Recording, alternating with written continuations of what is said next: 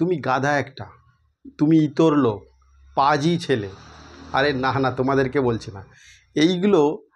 বাংলা ভাষার কিন্তু এইগুলো হচ্ছে গালাগাল। এই গালাগালগুলো কি পদ জানো?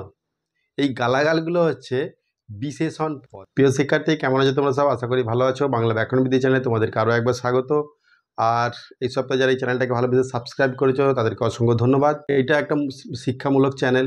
এখানে বিভিন্ন ধরনের চাকরির পরীক্ষা এবং বাংলা ভিত্তিক যে কোনো প্রশ্নের উত্তর বা ব্যাকরণ ভিত্তিক যে কোনো বিষয় নিয়ে এখানে আলোচনা করা হয়। এছাড়াও দেশ বিদেশের কিছু খবর, গুরুত্বপূর্ণ খবর নিয়েও কিন্তু এখানে জেনারেল নলেজের জন্য, সাধারণ জ্ঞানের জন্য কিন্তু এই চ্যানেলে আলোচনা করা হয়।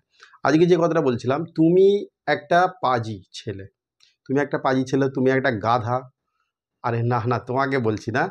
এই যে পদগুলো গাধা, ইতর, ছোট লোক, পাজি, এইগুলো কি পদ জানো? বাংলা ভাষায় এগুলো কি পদ বলে? আমরা তো অনেক সময় এগুলো বাংলা ভাষায় এগুলোকে বলে গালাগাল। গালাগাল অ্যাকচুয়ালি কি পদ তোমরা কি জানো? হয়তো জানে না, হয়তো অনেকেই জানো। এই গালাগালগুলো হচ্ছে বিশেষণ পদ। তো বিশেষণ পদ কাকে বলে? বিশেষণ পদ কাকে বলে এর আগে আমার অনেক ভিডিও আছে, এর আগের ভিডিওটা দেখে নিও। বিশেষ্য পদ সম্পর্কে বিস্তারিত আমি বলেছি।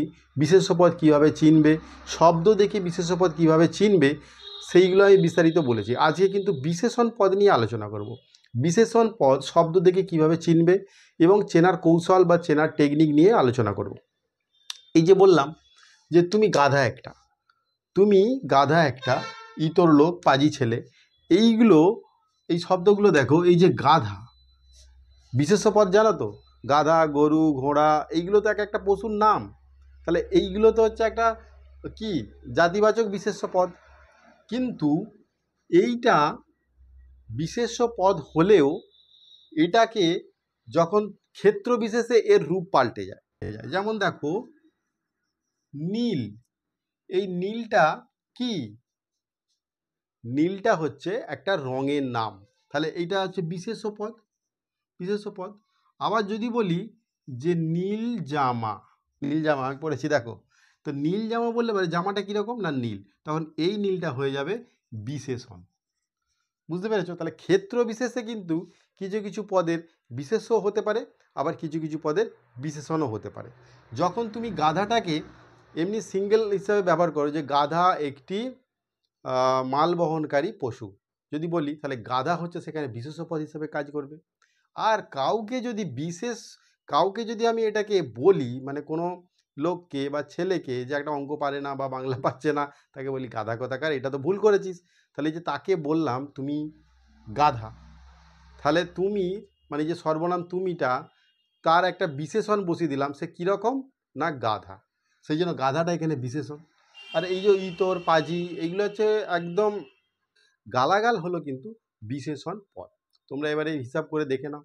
আচ্ছা, আমি বিশেষ্য পদ চেনার বলেছিলাম, যে কৌশল বলেছিলাম। আজকে কিন্তু দেখো বিশেষণ পদ, শব্দ দেখে বিশেষণ পদ কিভাবে চিনবে সেই নিয়ে একটুখানি বলে দিই।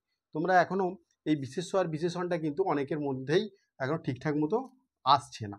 ধরো এই যে বিশেষণ, বিভক্তি কাটা, বিশেষণের সঙ্গে কোনো দিনও কিন্তু বিভক্তি যুক্ত হতে পারে না। বিভক্তি কোনগুলো? র, এর, তে, বা, প্রতি, দের, কে, এ, এইগুলো। যেমন দেখো এই লোক, এই লোকটা হচ্ছে বিশেষ্য পদ। আচ্ছা, ছেলেটা হচ্ছে বিশেষ্য পদ। এই লোক থেকে আমি এর সঙ্গে এর যোগ করতে পারি, লোকের হয়ে যেতে পারে। ছেলের সঙ্গে এর যোগ করতে পারি, তাহলে ছেলের হয়ে যেতে পারে। তাহলে এই যে বিশেষ্য পদের সঙ্গে কিন্তু বিভক্তি যুক্ত হয়, আমি এর আগের দিন বলেছি, তবু আমি এটা মনে করার জন্য বললাম। কিন্তু বিশেষণ পদের সঙ্গে বিভক্তি যুক্ত হয় না, এইটা সবসময় মনে রাখবে।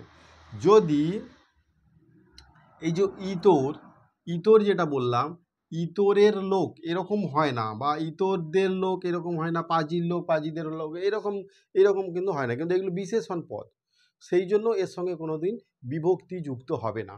আর শব্দ দেখে কিভাবে তোমরা বিশেষণ পদ নির্ণয় করবে, আমি এর আগের দিনও বলেছি। তোমরা প্রথমে কি করবে, যে কোনো শব্দকে যদি বলে যে বিশেষণ নির্ণয় করো, একটা শব্দ ঝুড়ির মধ্যে দেয়া থাকবে যে এর মধ্যে কটা বিশেষণ আছে আর কটা বিশেষণ আছে, আলাদা করো।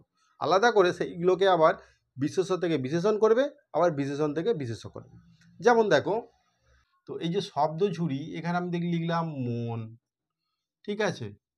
রং, এই যে মন আর রং এইগুলো, তাহলে এই মনটা আমি কি বলেছি, প্রথমেই তোমরা কিন্তু বিশেষণ ধরে নেবে। বিশেষণ ধরে নিয়ে তোমরা যদি এই শব্দটা সত্যিই বিশেষণ হয়, তাহলে তার আগে অথবা পরে একটা কিন্তু বিশেষ্য পদ বসবে এবং একে সামঞ্জস্য রেখেই, এর সঙ্গে ম্যাচ করেই কিন্তু এর একটা বিশেষ্য পদ বসবে।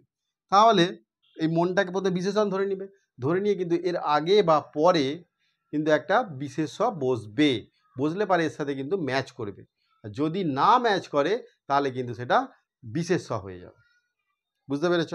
যেমন দেখো, এটা যদি আমি বিশেষণ ধরি, তাহলে বিশেষণ যদি ধরি তাহলে এরপরে বিশেষ্য বসালে কি হবে? লোক মন বা মানুষ মন এরকম হয় না, হয় কি? এরকম হয় না।